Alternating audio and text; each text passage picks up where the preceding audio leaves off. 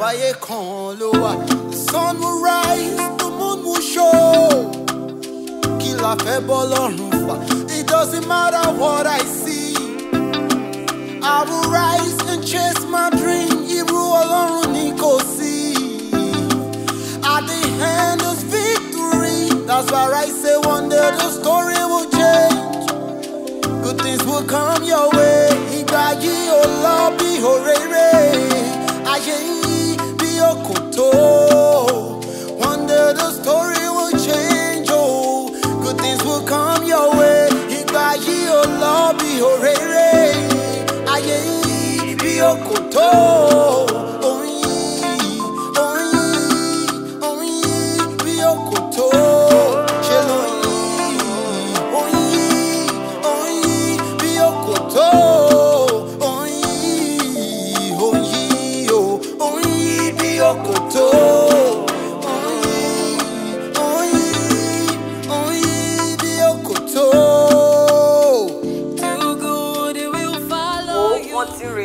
Láti àárọ̀ bí lọ bí mi ò sọ fún ni wọ́n ti retí láti àárọ̀ wọ́n kọjá tó pé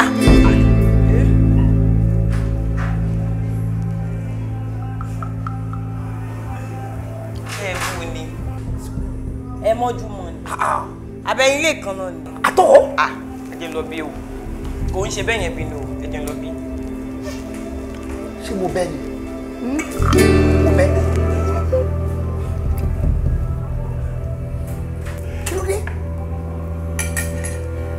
Mo ń lọlé. Kí ló dé? Kò sí kankan.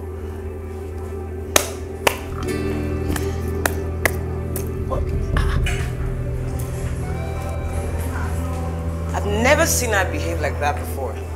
Mari. Baby, kí ló dé bolo ń lọ? Kò sí kankan. Kí ló? Débọ́lá. Má kẹ́. But ó wà lára yín o. Èèyàn méjì lẹ́ẹ̀kan náà. Òkòtó, òkòtó. God. Kí ló fọ́ ni? Kí ló pa lẹ́yìn? Mo tún rántí kí ọ̀kà fáyà yẹn ní. Character again. No, she's actually hilarious. Very funny. But yeah.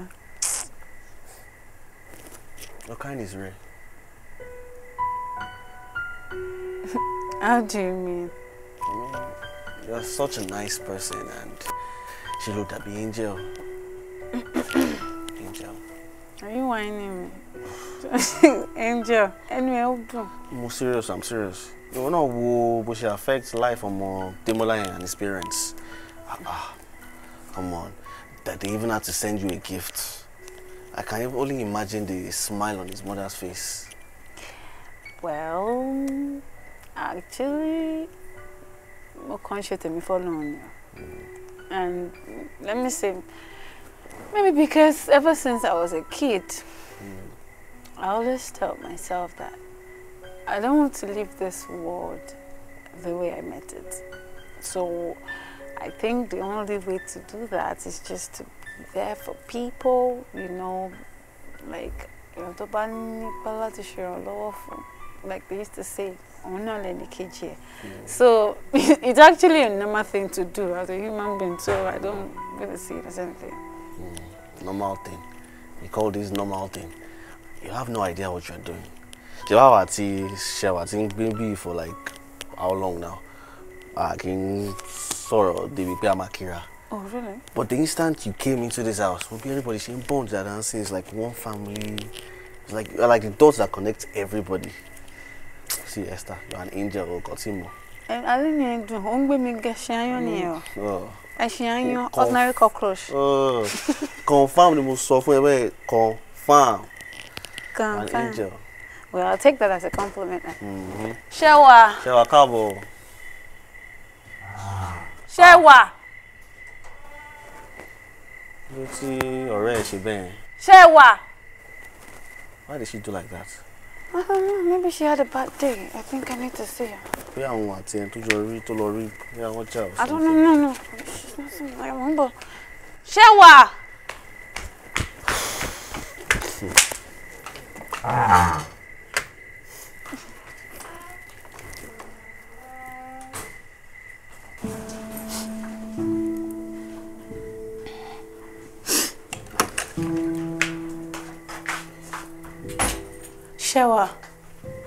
mo dẹ̀ ń pè lẹ́kùn dem. Oh, Damilola. Sewa, I'm talking to you now. Kí ni problem ẹ na ṣé mo wá bí ẹ ló dé fi mí lẹ̀? Ah.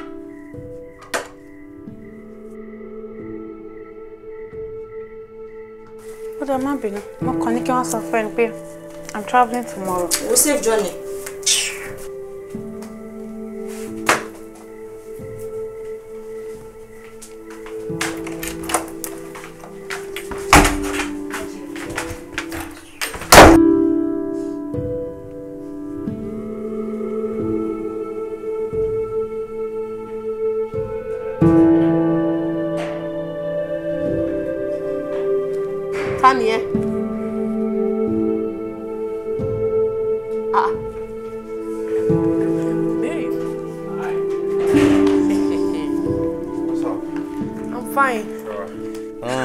Okay. It's good now. Yeah, right. Wow. Oh. What should be in here? You want one speakers to your consort to the last speaker. So your consort is submit by. Oh, it's not a good day. But you go to podium by to my men a lot of by. You know, when you pe pani o, when you pe tani o, aba pe lani o, I feel lay. Bó ṣe ná lẹ ní ọ ibẹ̀ ló gbà lọ mi ò wo ẹ ṣe di bóòlù ó yà fún mi nìyẹn mi à wò pé kí ni mò ń dúró ṣe ẹ̀yìn àtètè máa bọ̀ nílé ojú mọ́ rí bi gbogbo ara lóògùn mi à fi ń bọ̀ lé let me come and spend time with my woman at least mo ṣáà léyàn lé. I miss you jare. I miss you too. Oh baby ẹ kò sẹ́ni tó bẹ̀rẹ̀ mi. Are you sure? See, only the ember. No, you want to come feel and I need to be sure. Baby, mo ṣe file less no ni mo ba. No. Cause anybody to bury me. Cause anybody to lóun fẹ́ wá drop nǹkan fún mi. Not at all. Nobody. Not a call to ask about me. Nothing. Okay. Except Shawasha. She came here. Go in fact to better long thing. Hallelujah. Where? Tani. Sewa. Sewa Remi. Wá lè ṣe kí ló wá ṣe? Sewa Remi. Wá bá mi ṣe rí now. Ṣé bí mi nìkan ló feel ń bí. Kí ló wá sọ? Babe, kí ló ṣe? O sì. Kí ló sọ pé ó ṣẹlẹ̀ nígbà tó wá kẹ́? Kò sọ kankan ṣó ní kankan tó yẹ kó sọ ni. Ó kàn wá bá mi ṣe rí now. Ọ̀rẹ́ yẹn gan sa. Really? Ṣó ṣẹ̀ṣẹ̀ wá bí ni? No, so kò béèrè mi kò tiẹ̀ sọ. Kí ló sọ ń pa mi? Kí ló sọ ń pa ibi tí bá ọjọ́ Bọ́lá? Ó kàn wá bá mi ṣeré ní kò sọ kankan. Àti ìgbà tó sọ pé èmi ń kọ́, ó kàn sọ pé èmi ń kọ́ kò dẹ̀ sọ kankan mi. Debola, what is wrong? Nothing. I'm sure. Ó ti wá lọ. Babe, ó ṣẹ̀ṣẹ̀ lọ kò pẹ́ tó lọ lóde. Dẹ̀ pàdé ẹ̀. Ó gbé mọ́tò àná. Yẹn kọ́ yẹn lọ bọ̀ sórí. Are you sure you're okay? Ṣé òun kò gbé mọ́tò àkójẹ sọ anything tó rí? Right. Okoto.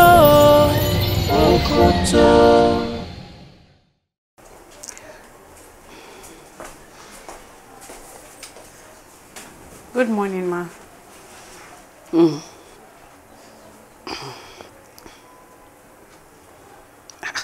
Dẹ̀ jókòó now, ó dẹ̀ dúró bí ológun. I'm sorry, ma. Sorry for yourself, Joe. Ma. Hey, I'm sure you didn't come here to just stare at me. No, ma. No. I'm sorry, ma. Okay. Ma, I want to ask for a permission to So, permission? yes, to travel. Hey. I got a call from my mom and most of it was very, very important. Kinwa Sile. Like it's an emergency and I need to be there. So mo fẹ́ gba permission láti kúrò ní school.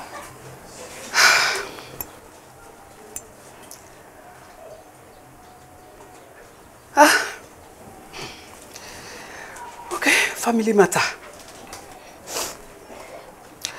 I see. For how long are you going to be gone?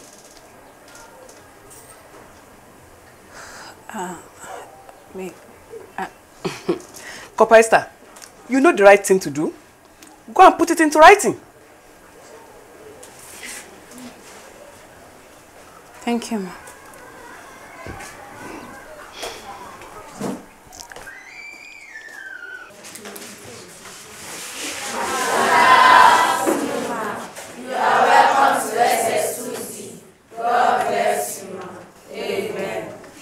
Sit down. Sometimes I wonder if you guys will ever get tired of reminding me that I'm in SS2D. So, I hope everybody is fine. Yes, ma'am. Sorry to tell you guys, I probably will be traveling for some days, for some few days. But I'm going to get another Corper to fill in for me. That will be taking what's on. But not to worry, don't think I'm just going to leave you guys to be playing all around. I'm going to give you some assignments and I hope you're going to get them done before I come back. And the last text we talked about, our husband has gone mad again. I want you to get the book, read it, because when I'm back, we're going to visit it. Shine by me. Yes, ma'am. So, talking about the assignment we'll be giving you. Bring out your notes.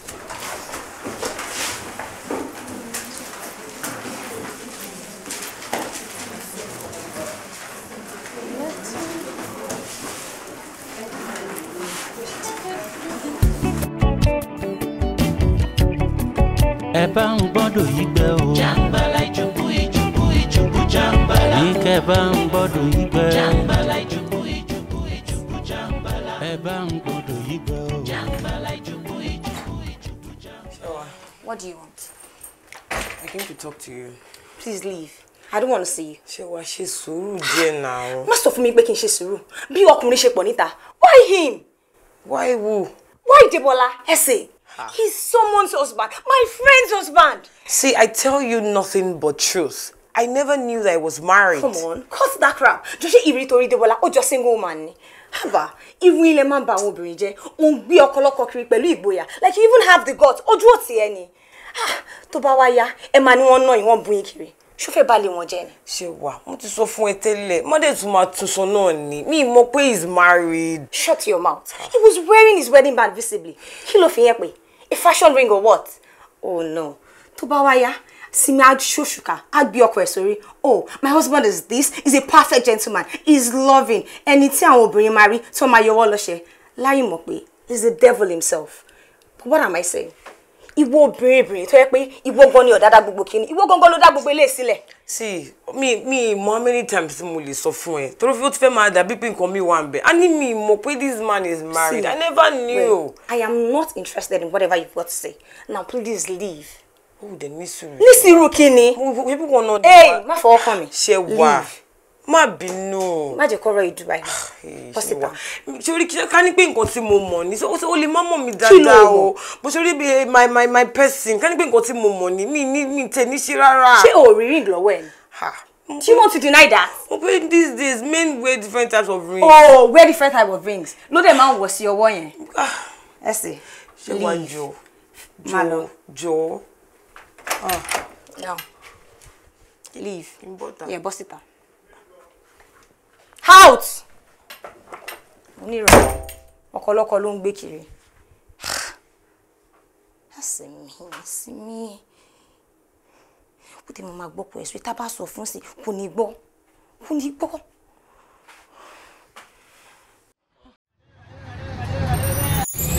Okoto.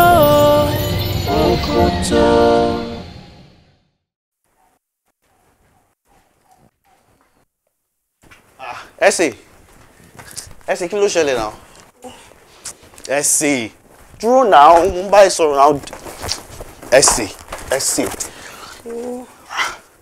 kí ló ṣẹlẹ̀? Hey, now kí ló happen?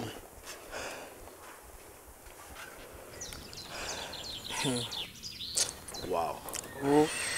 Ìyẹn le gan. Gidi gan sà. Ó le. No wonder tí Sewa fi ń pariwo bẹ́ẹ̀. Mo bẹ́ẹ̀ kò sí nǹkan tí mi sọ tán, kò sórí kì tí mi kì tán, kò tí ẹ gbọ́. Ṣùgbọ́n tó bá gbọ́ ló máa gbà. Ó dáhùn o.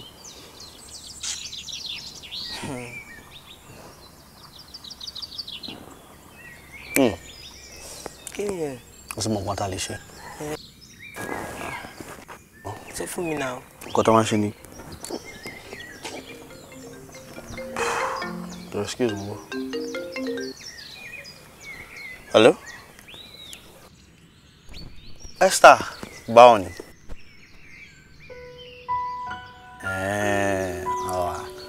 Mo dẹ̀ máa miss ẹ gan. See, I'm not even kidding.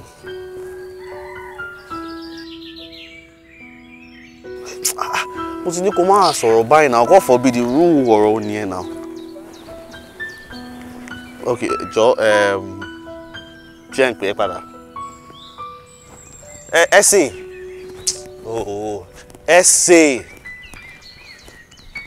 Ẹsẹ̀ dúró náà. I shall rìn lọ every time.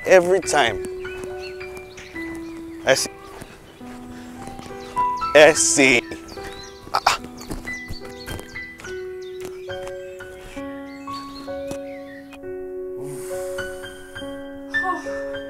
Baby, ow! Easy, That was intense. I know, right? And so now that you've gotten what you wanted, can I at least get the job?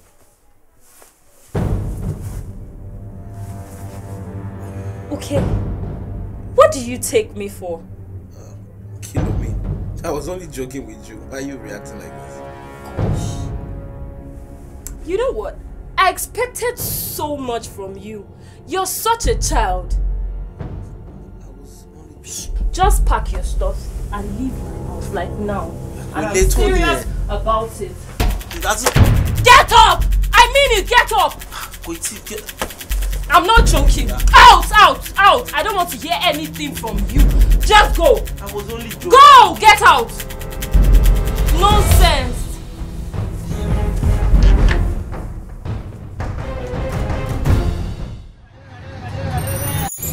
Okoto. Baba, she insulted me. Ṣé ló dàbí kílẹ̀ lanu kó gbé mi mì ni. Guy, calm down. Kò sí le tó yẹn náà. Ó le jù bẹ́ẹ̀ lọ. Ó sí ńbẹ̀ náà. Ó sí ńbẹ̀ ló ń jẹ́ kó sọ̀rọ̀ báyìí. Kí ni mo dẹ̀ sọ tó pọ̀ jù? I was only trying to tease her now. Well, that obviously didn't work. Wọ́n kà má parọ́ àṣejù ẹ̀ náà pọ̀. Nǹkan tí wọ́n máa sọ nìyẹn àbí. No vex. Bro, shake it off. She will come back. What makes you think she will come around? Something tells me she will come around. Okafor's law now. Okafor's law? See, once Debe, always Debe. Àlàyé kí ló ń sọ? Kí ló ń sọ? Èwo lo Okafor's law rẹ ò yé mi. Jẹ́ kó yé mi dáadáa. Joko. Now, jẹ́ kí n láyé ẹ̀. Inside life, tó bá ti ṣe kíní ẹ̀ fóbìnrin, kò lè ṣe dáadáa, she will always come back for more. And that's the gospel according to Saint Okafor. So now the question is, did you, my friend, Debe, Dada?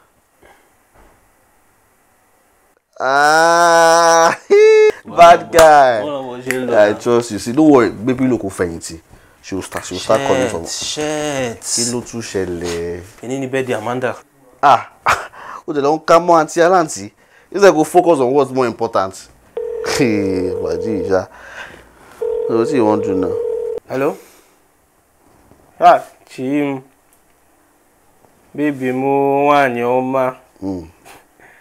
Happy birthday to you. I hope I'm the first person to wish you a happy birthday. No. Well. My birthday was yesterday. Hello?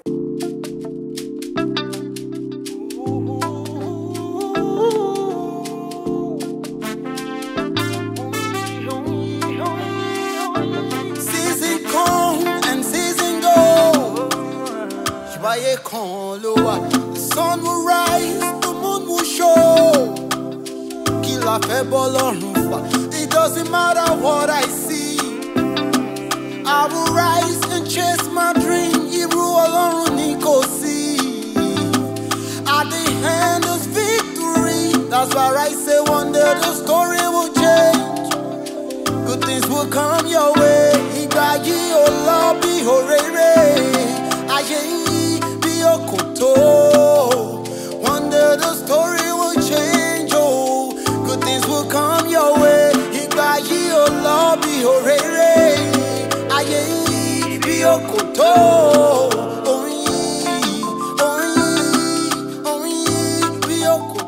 Good afternoon, class. Good afternoon, sir. Good afternoon, class. Good afternoon, sir. Now you are speaking like good students.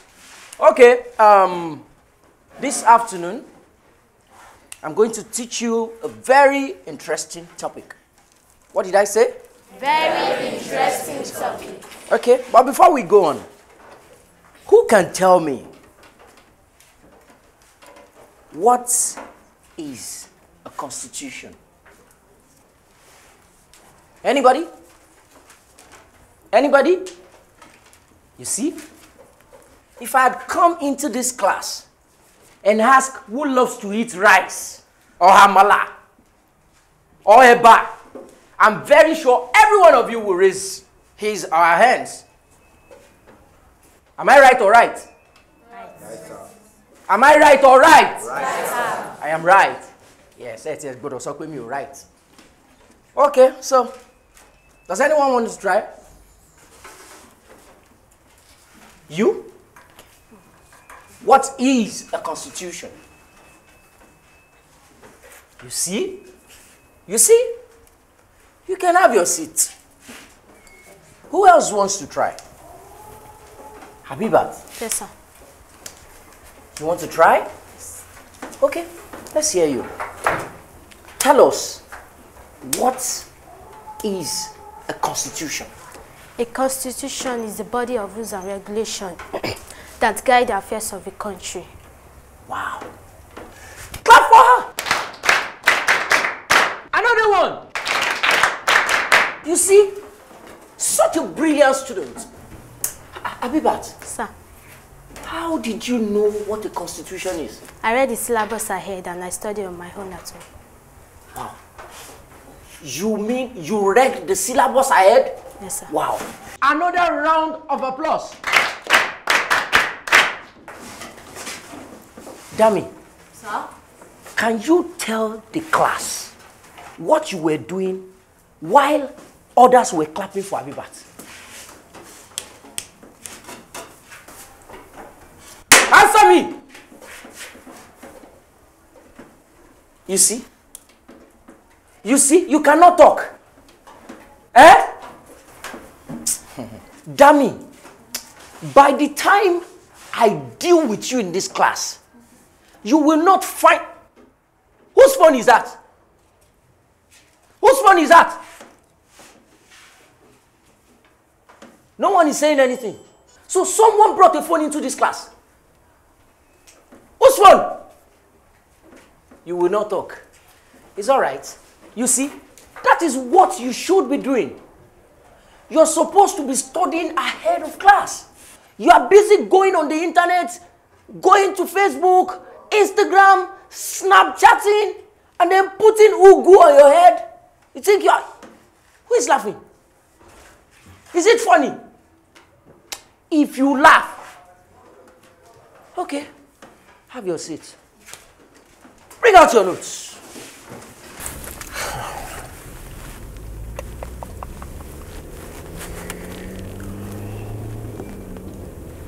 Kí ni mo kóra mi sí báyìí? Mo kóra mi sí.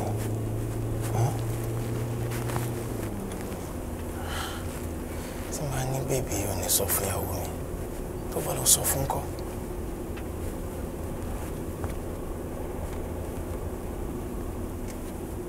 Àbí kí n lọ bẹ̀ ni? Mo fẹ́ lọ bẹ̀ nú mi ò mọ̀lé ẹ̀, mi ò nínú bẹ̀. Olúwa o. Debola kí ló kó rẹ̀ sí? Kí ló kó rẹ̀ sí? Ìfẹ́ ṣòro ara mi báyìí. Àbí kí n sọ fún ìyàwó mi fúnra mi. Wọ́n ti ń bá ń jẹ́wọ́ fún ojú wo ni Simi máa fi wò mí afterwards. Ṣé kò ní máa wò mí bí ọkùnrin torí ó pé bí ẹni tí ó serious kò ní fẹ́ trust mi mọ́.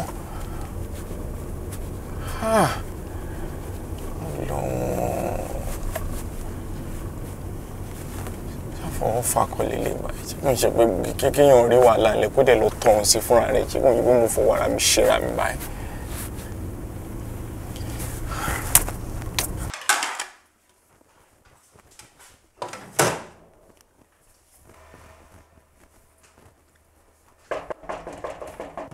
Yes? Èmi ni. Sewa.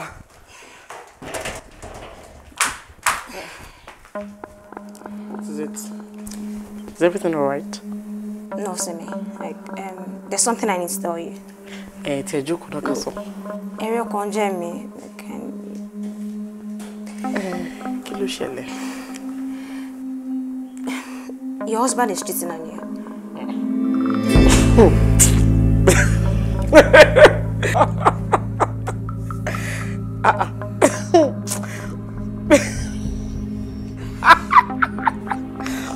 Sewa. Whoa. Oh, mo nǹkan tí mo sọ ni. I mean, I caught your husband with another woman. I did.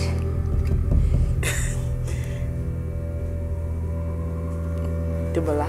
Yes. Pẹ̀lú ọ̀rẹ́ mi gan ni.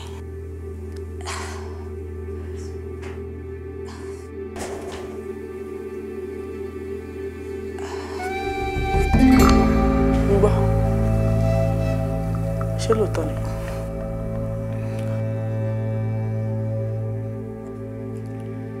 Debola ìwọ ni mo bá sọ̀rọ̀ mo ní ṣe. Simi. Simi. Wait, Simi. Orí ẹ̀ burú ni. Fọ́nù kẹta tọ́. Tó bá o lè lọ kú sílé yín tó bá fẹ́ kú. Frustrated being. Get out, John.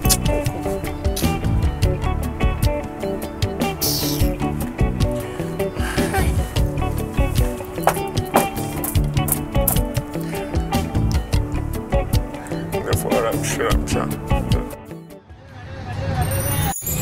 Okoto, Okoto.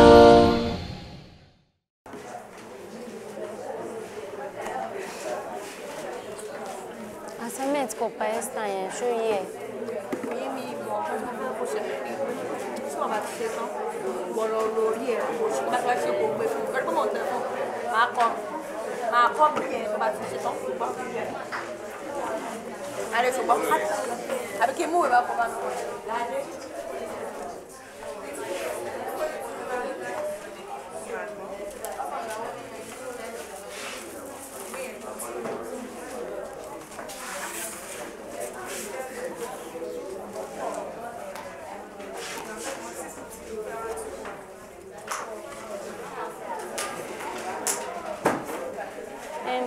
Demola Joshua, can you please assist me with the assignment Corper Esther gave me? I don't understand. I'm having difficulties with it. No problem. Kò sí problem.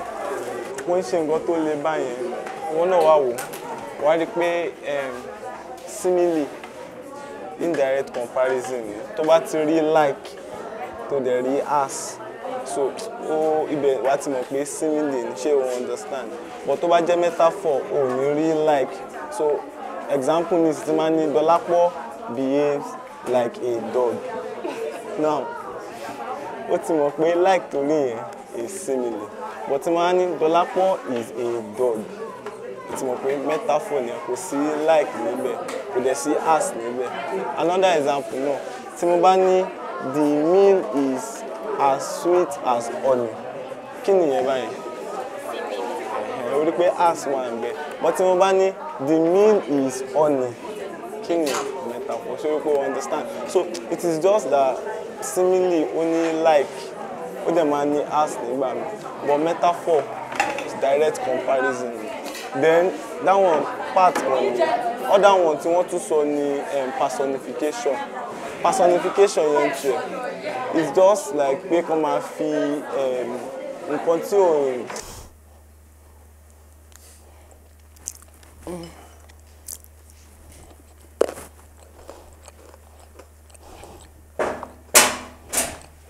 Hello. Hello. Hey, darling. Honey. Hi. Hi. My hairport is gonna fall out. That's good. I'm fine. Is everything all right? Yeah, amazing. Everything's all right. Yeah, home early. Yeah. I finished my lectures on time, so I'm going to spend time with my wife.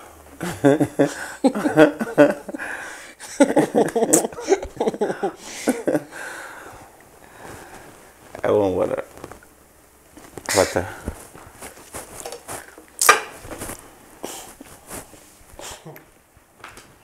What?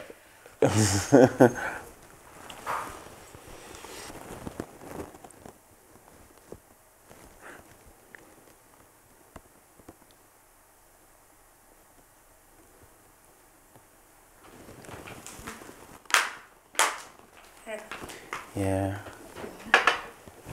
Thanks. My phone? My phone? This picture is fine. Yes, full of Mimisola, so. Babe, are you sure everything is all right? Cross my heart, I'm good. Oh, but last time today doesn't behave strange. How do you mean? Man, we should be strange. You very well on me again. You kept asking, is everything alright? Is everything alright? No, I'm your wife. I should be worried about you. You don't need to. You worry too much. Okay. I'm just gonna have my bath and then I'll come back and join you. Okay. Yeah.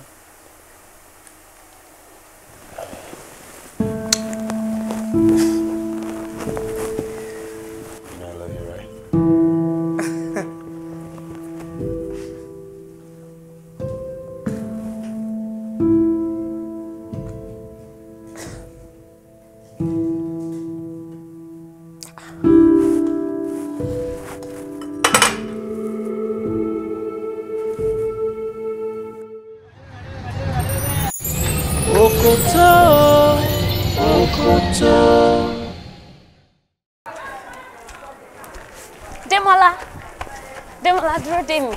Ládé. Ẹlẹ́. Ṣé mo kó mo mọ̀ pé àdúgbò wa yìí náà lẹ́yìn náà ń gbé. Ṣé pé o mọ̀?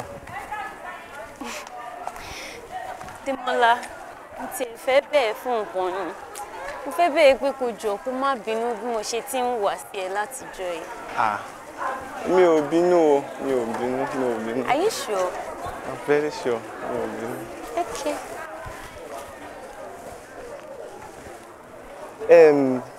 Ṣé assignment tí Corper Esther fún wa yẹn ṣé ó yẹ?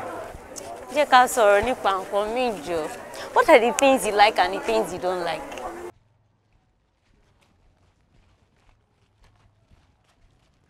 Damilola,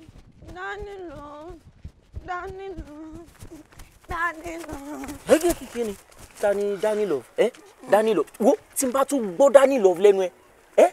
Wo, I am Corper Daniel. Ṣé o ti gbọ́?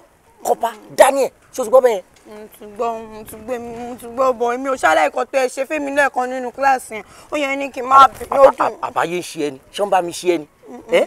Wo, láàrin èmi àti ẹ gbogbo erégele yẹn, ó ti dópin o. Má jẹ́ ever gbọ́ kó tún bá mi ṣe àwọn eré tí ò ní ìtumọ̀ yẹn mọ́. Ṣé o ti gbọ́ bẹ́ẹ̀? I know you love me and I love you too. Sórí ẹ pé, kí ló mọ̀ tó ń jẹ́ love, You are very young and you have a bright future ahead of you. Ìwé ló yẹ kó kọjú mọ́ by now. Badana ṣe ti gbàgbé ni. Inú sọ pé love me. Me no dey love you go. And you know leni relationship wa ìwé wo di relationship mi àti yín lọ́wọ́. Èmi ti love her. Bẹ́ẹ̀ wá gbà mí ni. Ta ló ni how old are you? Tó ń sọ̀rọ̀ relationship. Kí ló mọ̀ nípa relationship? Láàrin mi àti ẹ. I am your teacher and you are my student. Okay? Well, bí mi pa age tẹ́lẹ̀tẹ́lẹ̀ ṣe bẹ́ẹ̀ náà sọ pé èmi ti lọ. Tí n bá tún gbọ́ tó tún pe Danny love láàrin mi àti ẹ ó ti dópin. Má kó bá mi o. Má kó bá mi o. Danny love. Danny love. Danny love. Danny love. Danny love. Danny love.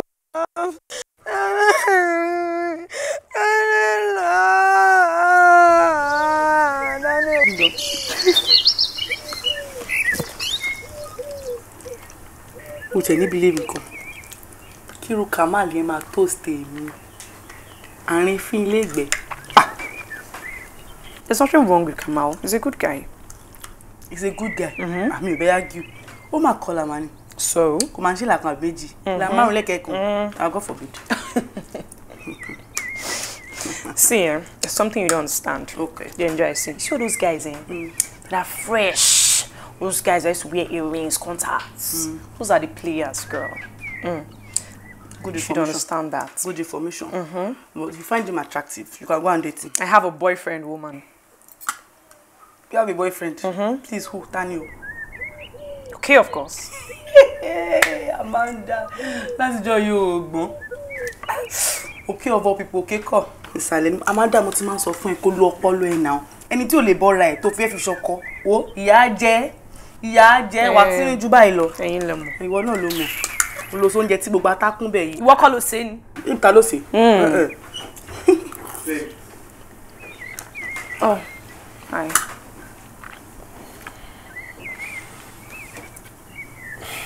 Hadiza, how about you? Tẹ́ bá ti ṣe tán kó pè má gbẹnu kúrò kí tó gba ẹnu ẹ̀. Tẹ́ bá ti ṣe tán kó pè mí. Ìwé.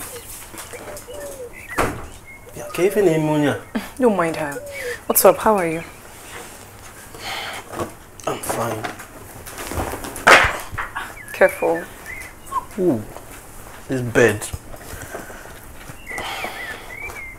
First off, I'm sorry I forgot your birthday.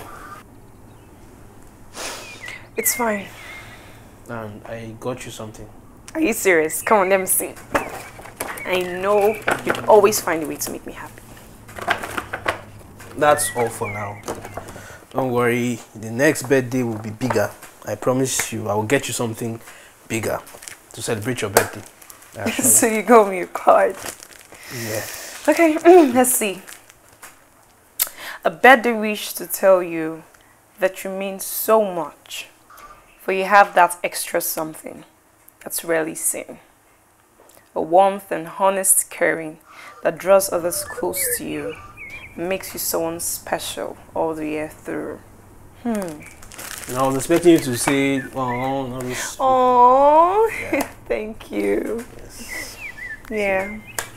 The card might look like really small, but from a place of heart. Yeah. Roses are red, violets are blue. Those might not be my handwriting, but the words are for you. Yeah, of course, I really appreciate it. Thank you. Yeah. It's a nice card, really. Yeah. You know, I appreciate it. You should frame it somewhere. Yeah, I'm going to hang it on the ceiling. Why not? Yeah. You sound upset. Me? Of course not. In a wee way. I'm not angry. Why would I be? Sure? Because I've apologized to you. Of course, apology accepted. I actually bought this card because I'm really sorry, you know, to tell you how sorry I am. This card is a really special stuff. Oh, I see. It cost me a fortune. Special stuff for my special, birthday. For a special person, you know. You know, others will get you things that are edible, but this you can always look at it and remember that this special somebody got you this special. Okoto, Okoto.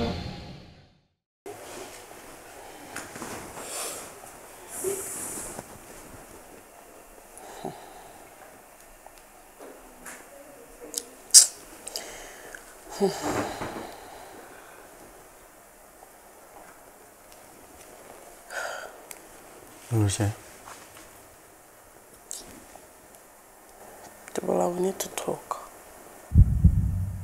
Okay.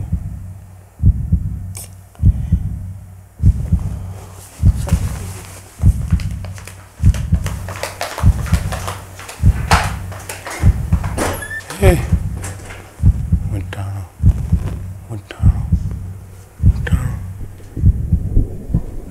Hey, kò ṣe wípé fi ti sọ fún Simi ṣá. Ha. Olúwa.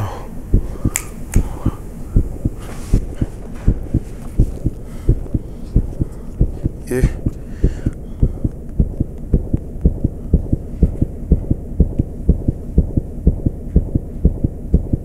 Hello? Yep, Sewa. Hello?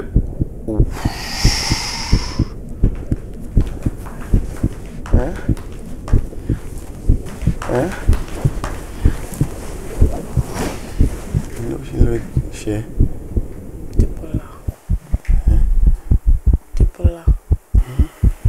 Debola. Wọ́n pè mí bó ṣe ń pè mí, kí ló ṣẹlẹ̀? Debola, kí ni mo ṣe fún ẹ náà? Yeah. Ó ṣe mí. Kí ló dé tó jẹ́ pé ọ̀rọ̀ ayé mi kò ká ẹ lára?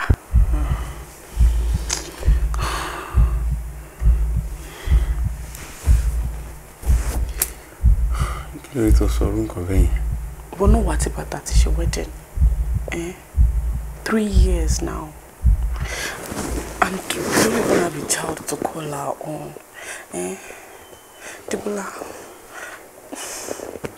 See, ti sọ fún ẹ láìmọye ìgbà. Nǹkan kan ṣe mí. Ọlọ́run ló ń ṣọmọ. Wọn dẹ̀ kì í mú late come and bẹ̀.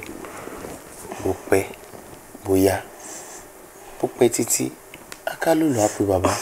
When it's time for God to answer us, He will give us our own. Debola, ìgbà wo kankan ló fẹ́ dá wa lóhùn. Ẹ ṣá fẹ́ máa bọ́ lọ́hùn do time tó fẹ́ ṣe fún wa. Ẹ ṣe wá fẹ́ káyé máa bá wa ká ni. Kí láyé máa wà ká? Ọjọ́ ni. Kí n tiẹ̀ pẹ̀ láyé?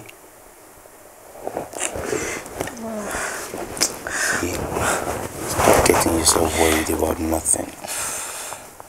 It will only get better. We'll have our own, you'll have yours, and then things will go the way it should. Stop stressing it. You need to complain.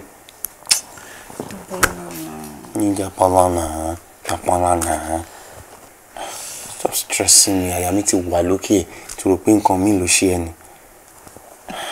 You can't so keep being. Don't worry.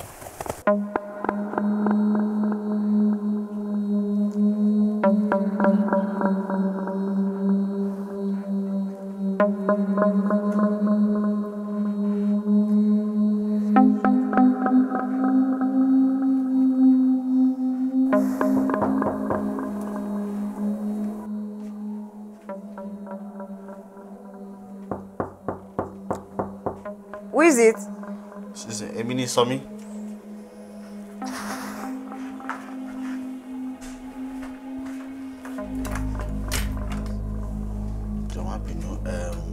We shall notice pé omi inú yàrá mi ti tán.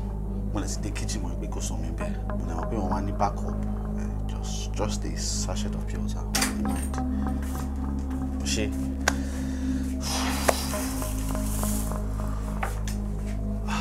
You're a darling.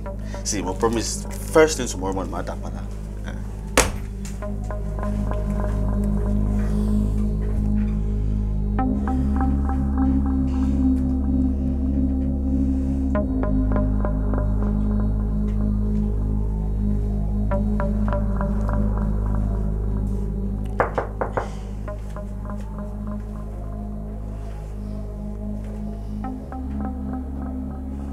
Who is it? Emini o. Okay. Jọ̀ọ́ má bínú. Jọ̀ọ́ má bínú pé wọ́n disturb ẹ, but pure water yẹn kò tó. Gàrí tí mo soak in sáré wú gan, so it's very strong and I need extra water. So just a sachet. Tó bá lè fún mi méjì mi mind actually. Jọ̀ọ́. Oh God. You are a lifesaver, Sewa. Thank you so much. And bí mo ṣe sọ tẹ́lẹ̀, first thing tomorrow morning, ma make sure pé mo. Okay, o ṣé. Irú ọ̀rọ̀ rírùn wo nìyẹn? Ó ṣe jálajàra mútà ló tún máa kó wá jọ. Ìgbà wo ló yìí ṣẹ̀ṣẹ̀ kó kàn tọ́nà? Èmi ò fẹ́ bí wọ́n ṣe ń ṣe nu ẹgbẹ́ wa yìí o. Èmi tó bá ti tẹ́gbẹ́ bá sú mi, èmi á fẹ́gbẹ́ lẹ̀ mi ò ráyè gbẹ̀dì ẹ̀sìn o.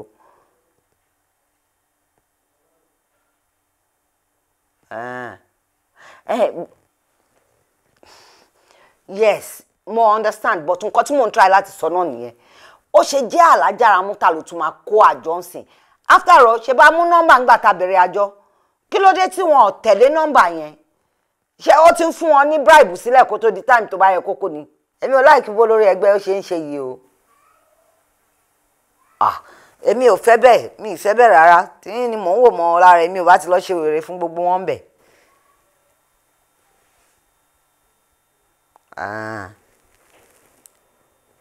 Kò burú. Kò burú, ẹ ṣé gan ni. Ó dàárọ̀. Ẹ bá mi káwọn ọmọ mi bẹ̀ yẹn o. Kò burú. Ó dàárọ̀ mà. Ní rádaràda tí kò lọ bẹ́ẹ̀ nílẹ̀ tí yan kankan máa rí.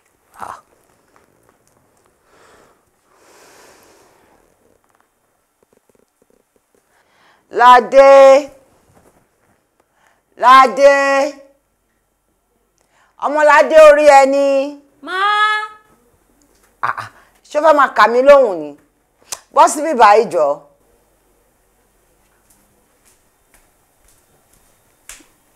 Ṣé òun kà mí lóhùn kọ́ nìyẹn àbí kí ni ìtumọ̀? Rárá ma. Tó fi gbọ́ tí mò ń pè ẹ́ tó yẹn tó fẹ́ dáhùn. Rárá ẹ má bínú máa mú kí earpiece betí ni. Ó tún ti kíkí níyẹn retí. Àbí? Ó ṣe fẹ́ ya létí lápọ̀ mọ́ báyìí náà. Ó tún ti kíkí betí. Ṣé ìwọ ọmọ kan sọ pé tí èèyàn bá ti ń lò sétí jù ó lè jẹ́ kétí èèyàn dì ní? Ṣé fẹ́ sọ rẹ̀ dáláàbò ara ni? Ọlọ́run má jẹ́ o. Àjẹ́ mélòó lọ́lọ́run mú? Tààrẹ lakúnbẹ sọ́n gbogbo ìgbà ó fẹ́ ya létí lápá ni, mú remote yẹn fún mi.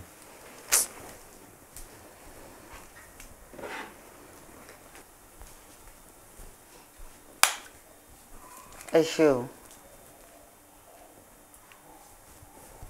Kí ni? Gbogbo nǹkan tí mo fẹ́ rán ẹ náà ni mo ti rán ẹ yẹn. Alájà mo ti ẹ̀ fẹ́ rí yín tẹ́lẹ̀.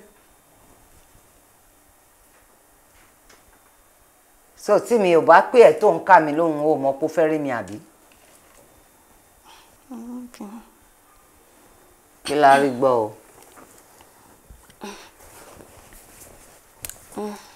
Èwo la rí gbọ́?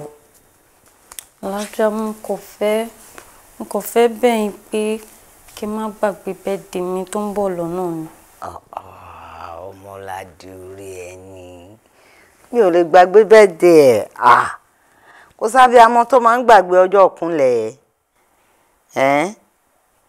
Kí ló wá kí ni mi ò gbàgbé so kí la rí gbọ́ láti bẹ̀.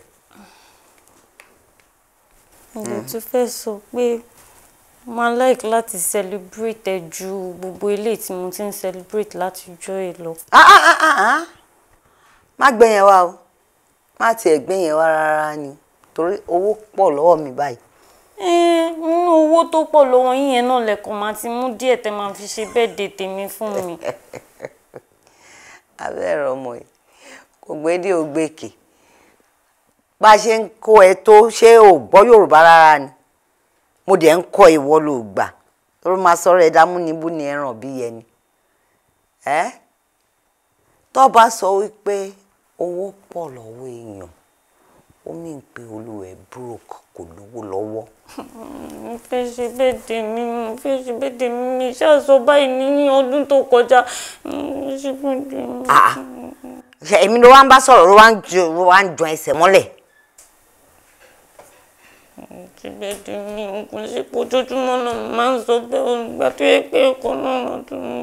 Ẹ̀kan lọ́dún mo dẹ̀ lówó pọ̀ lọ́wọ́ mi. Wá ń bí ṣé kí ló ń rònà? Ṣé o rò pé mò ń ká owó lórí igi ni or what? Bàbá ẹ̀ kó o sí mi lọ́wọ́ ni. Àfiragbá yàrá ẹ̀ lọ́jàre ó ti ṣe nǹkan tí mo fẹ́ ṣe máa bá mi sọ. Ṣe birthday mi kò ṣe pé mo sọ bẹ́ẹ̀ ni láti mo fẹ́ ṣe birthday mi sí. Ẹni tó bá rí báyìí wọ́n á rò pé mi ni mi ò tọ́ ni o. Ó dẹ̀ tọ́ òun ni ò gbà. fẹ́ ṣe birthday. Ó sówó ńlẹ̀ jàre, ó ń kún mi gan.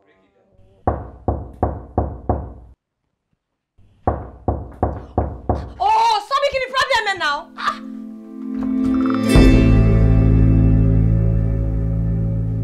Alantere o.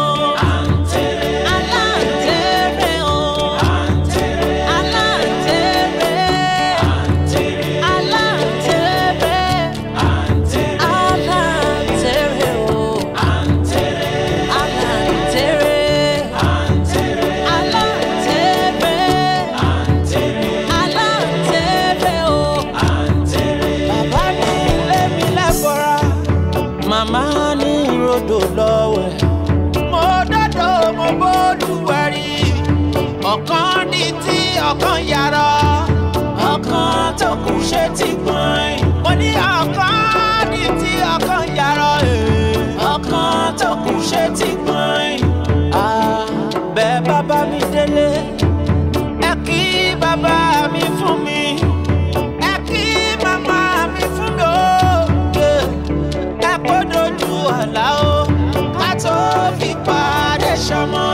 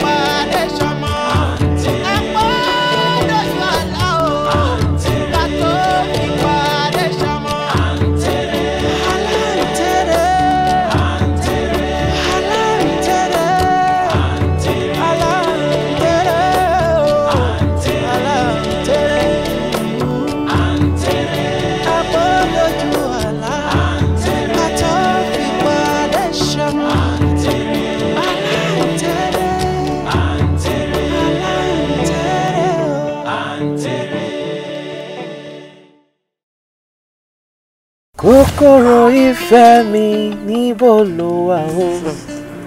Ara mi wà lọ́nà bọ̀ wálé. Oyin Dàmọ́lá, ó ṣe wá dùn wò lọ́mọbìnrin báyìí. Arẹwà, ẹlẹ́yinjú ẹgẹ́, aláwọ̀ dídán. Ìyìn ńlá ló máa jẹ́ fún mi tí mo bá lè jẹ́ àwọn akọ́ tó máa wà ẹ́ dé èbúté ògo. Ó jẹ́ jẹ́wọ́, ṣé o ti pàdé èèyàn kankan? Ó jẹ́ jẹ́wọ́, kó má tiẹ̀ lọ jẹ́ ń táwa ń díjú sí níbo. Ṣé pé ọwọ́ ẹ̀ lè dìkú má wáyé wárí? Ibi tí ìṣòro ẹni bá wà, ẹ̀mí ẹni máa wà. Òun ló wá jẹ́ kí n rò pé tí òkun bá jìnnà, ìlà ò gbọdọ̀ kó. Ìfẹ́ mi ẹ̀mí mi. Kí ló ń ṣe ẹ̀? Ìfúta nífẹ̀ẹ́ ta lẹ̀mí ẹ̀. Kí ló dé? Wọ́n gbèsè láyé o. Bí èṣù ṣe lágbára tó yẹ. Bẹ́ẹ̀ ló ń bí nígbàlà. Kí ló dé? Kẹ́ra dé.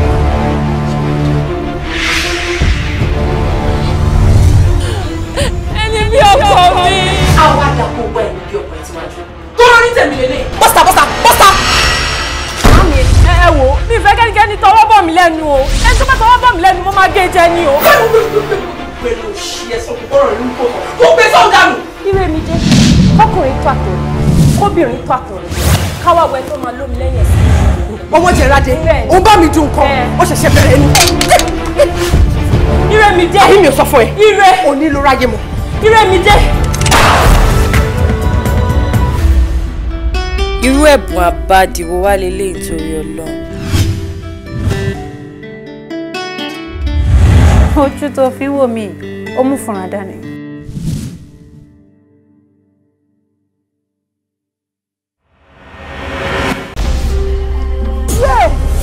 Ọ̀dọ̀ wọn dà! ọba olùṣègùn wá ṣẹ́gun ọ̀tá fọmọya ìra ìjì. Tẹ́mi. Nǹkan tó sọ fún mi kó máa lò bí 3 or 4 days ọ̀dọ̀ bọ̀ sí. Ṣé ìyá olúwa fún ẹ ní rẹ̀sì láti gbóbìnrin wá sórí matrimonial bed wa? Kí ni gbogbo eléyìí ń fẹ́ mi?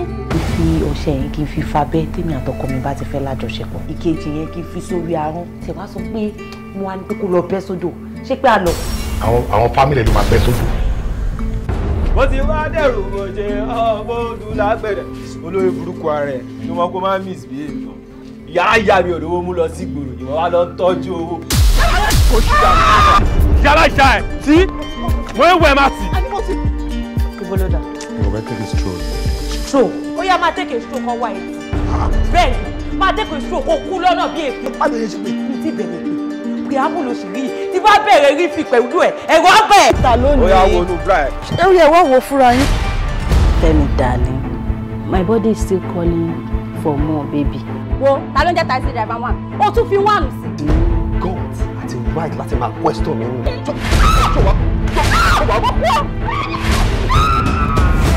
Ọmọ tèmi tèmi bí o tí mo fi inú tèmi bí o kò ní padà sílé gbogbo bọ̀bẹ̀. Tàbá fọ̀tún gbọ́mọ ilé, a máa fòṣù pamọ́ra ni. Èmi ìkà ayé òjọgba ọ̀dọ́.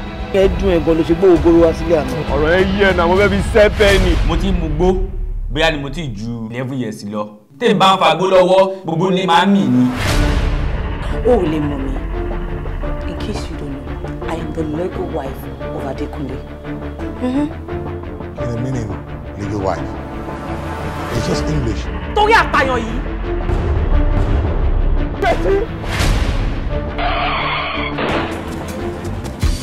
Bitter sweet, I can't take it. Love and tears, oh my Adebaola. Bitter sweet, I can't take it. Love. Mi ò ní gbà. Ẹni tí mo nífẹ̀ẹ́ jù láyé mi ni ìyá mi. Tó bá sọ̀kalẹ̀ wá bẹ̀ mí gan mi ò ní gbà. Ẹ jọ̀ọ́ sá ọ̀gá ẹ má bínú. Sẹ́rí ẹ má wo bóyá ipò tí a jẹ́ sí yín o. Gbogbo èèyàn kéèyàn tó bá wù kó lè sẹ̀yìn. Ẹ sọ fáwa. Ẹ̀yin ò ní dìkẹ́yìn sẹ̀ tó máa ti kẹ́ máa da ara yín láàmú mọ́. Àwọn ò bá wí. Àwọn ẹkún wọn kò sẹ́ni tó kọjá bá wí. Tó bá ti sẹ̀yìn lọ́dọ̀ ọ̀rú tiwa. Ọ̀gá ẹ má bínú. Ẹnikẹ́ni tó bá wù tó bá tiẹ̀ ṣẹ̀yìn tẹ́ bá sọ fún mi máa lọ bẹ́ẹ̀ nìyẹn máa mọ bí màá ṣe wá bẹ́ẹ̀ yẹn. Ẹ má bínú. Àjọkẹ́ ìwọ gangan ló ṣẹ̀ mí. Àjọkẹ́, make I no lie for you. Nǹkan tó ṣe lánàá ṣe ń bínú like he still dey vex for you like mad. Kò yà wọ́nà tó ṣe máa bẹ nínú. He still dey vex for you. Ọ̀gá ẹ má bínú sí mi. Ẹ wo ẹni tí à ń sọ yìí kò ń ṣe pé mo fi taratara mọ́ ọ. Ẹsẹ̀ mi má ṣe rìnrìn kúrìn lọ́jọ́ tí ebi bá ń pọ̀nà. Àjọkẹ́.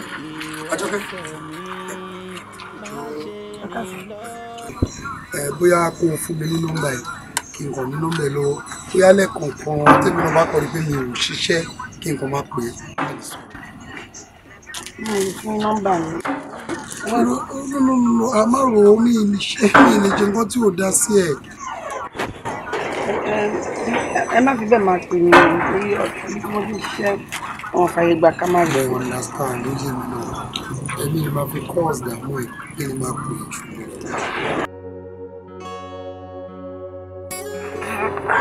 Ó sọ fún mi pé òun bọ̀ ń bí ní báwo ṣe wọ́n bí tí mo ti wọ̀.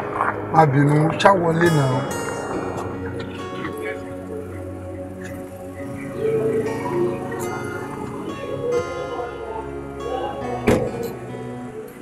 Mi ò láìkẹ́. Inú mi ò ṣú ẹ káàkiri kí ni fẹ́ máa ṣú ẹ káàkiri fún bọ́ ṣe mọ̀ pé ibi tí ìfẹ́yàn bá wà ìyẹn ò gbọ́dọ̀ máa jìnnà síbẹ̀ ṣé kí n fi ẹlẹ̀ káwọn ọkùnrin mi tún lọ gbà ẹ́ mọ́ mi lọ́wọ́. Yes now. Ọkùnrin wo ló fẹ́ ebi èmi tí mi ò ráyè lọ́kùnrin kan fẹ́ máa tó máa gbà mí. Ìrọ̀ ìwọ náà jẹ́ kí n tètè wá dáná tí máa yí tètè dáná èmi náà àti ọkàn mi á lè balẹ̀ pókè o mo ti ṣàwọn nǹkan tó yẹ kí n ṣe lórí ẹ̀. Mi ò ní kó máa dáná o ṣé wọn pé mi ò ní ìyá lẹ́kọ̀ọ́ mo lè ní bàbá lẹ́kọ̀ọ́ ọ̀gá mi òun ni bàbá àti ìyá mi tó bá fẹ́ dáná àwọn ni wà kọ́kọ́ lọ rí tí màá mọ̀ pé lóòótọ́ o onífẹ̀ẹ́ mi ò lè fi fẹ́ mi. Kò sí wàhálà lórí ìyẹn ló kéré jù sọgbà ìgbà wo ni mo lè rọ́gà ẹ̀ ìgbà wo mo lè rí wọn tí mo lè wá yọjú sí wọn because mi ì mọrú iṣẹ́ tọ́gẹ̀ ń ṣe mi ì mọrú àsìkò tí ọ̀gẹ̀ máa ń ráyè àtìgbà tán kì í ráyè. ṣó serious ni. mo serious now. ọ̀gá mi máa ń ráyè ní every Wednesday because Wednesday báyìí wọ́n fẹ́ jáde wọ́n fẹ́ sinmi gbogbo àwọn tó pọ́n fẹ́ rí tọ̀ráyè láti ọjọ́ lọ́pẹ́ láti Monday to Monday Sunday gbogbo ìjọ tọ̀ráyè Wednesday yẹn ṣá wọ́n fi ń ṣeré wọ́n á jẹun wọ́n á sùn wọ́n á dáwọn àlejò lóhùn so lẹ́yìn Wednesday yẹn ò lè rí wọn. That means gbogbo ọjọ́ Wednesday tí wọ́n bá ti wá sílé yìí ló máa bọ́ gẹ̀. Àyòbí ni ọ̀gá mi respect.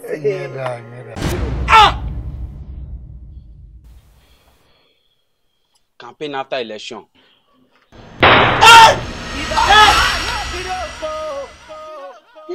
Onílé oríta olómi lílé fẹ́ jẹ́wẹ́ àní mò ń bínú torí pé mo ti mọ padà ṣe ní wọn mọ ìbà ò gbọ́dọ̀ ń má ni mo ṣe ṣe bá. Àwọn ọ̀gá ti lọ. Àjọkẹ́ wait. àní mò ń bínú torí pé mo ti mọ padà ṣe ní wọn mọ ìbà ò gbọ́dọ̀ ń má ni mo ṣe ṣe bá.